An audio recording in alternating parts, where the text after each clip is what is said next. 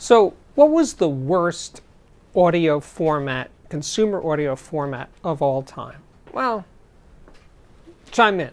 But for me, my nomination for the worst, and when I say worst, I mean worst one that had some commercial success, not a format that came and went, no one remembers.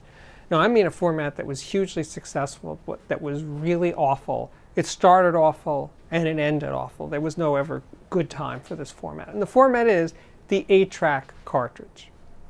So the thing is, first of all, I think it was really intended as a car audio format, and it was invented in 1963, but by 1965, Ford was putting it in Mustangs and Thunderbirds and Lincolns, and it was hugely popular. I mean, the popularity of 8-tracks in the late 60s and in the early 70s was really, really big. I mean, it was right up there with LPs and stuff. Cassettes weren't really a happening thing at that point, but 8-track cartridges, you just jam it in that slot and the music came busting out there.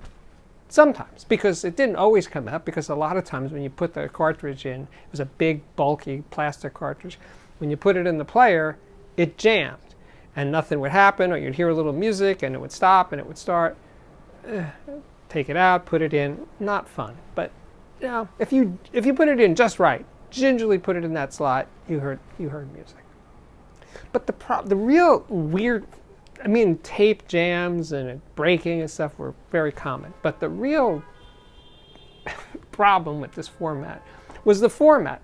That the format was 8-track, and it was really that it had 4 programs. So it was a tape loop, in other words, an endless tape, and it had 4 programs.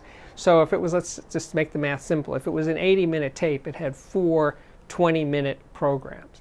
And when the albums were transferred to this format, they had to sort of put it in so that they fit more or less into these 20-minute or the segments of the 4 programs. So sometimes the song would end at the end of one program, and then there'd be a delay of a second or two, and then it would start in the next one. And the record company sometimes had to shuffle the order of the album to make it sort of fit, sort of kind of maybe fit into an 8-track cartridge. It was clunky, it was clumsy, it was just a dumb idea.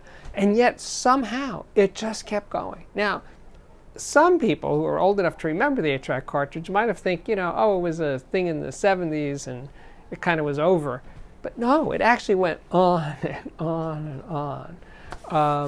Basically, if you do a Wikipedia search, it says it ended more or less in 1988. So well into the, let's say, digital age where CDs are really taking off, which CDs start in 82.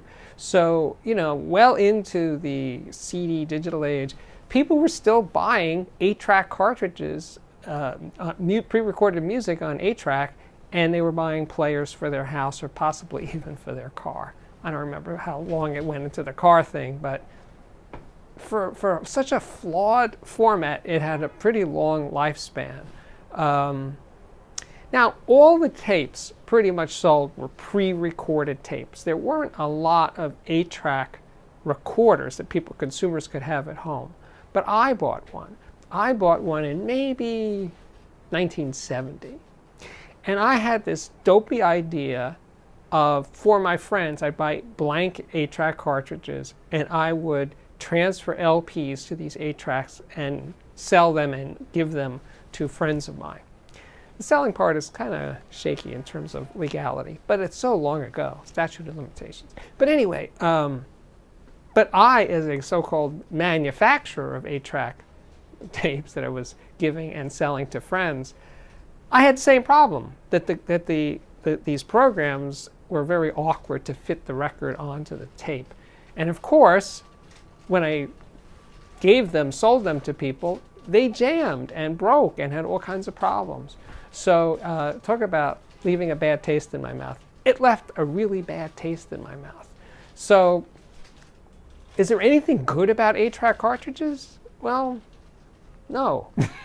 But if you think there is something redeeming about them, other than a distant memory, leave that in the comments section below, and throw in your nominations for worst formats of all time.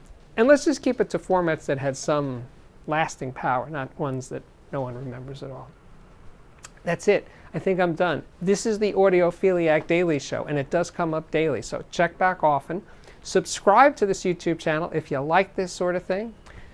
If you really like it, check out my Patreon page. It's www.patreon.com/audiophiliac. Thanks a lot for watching.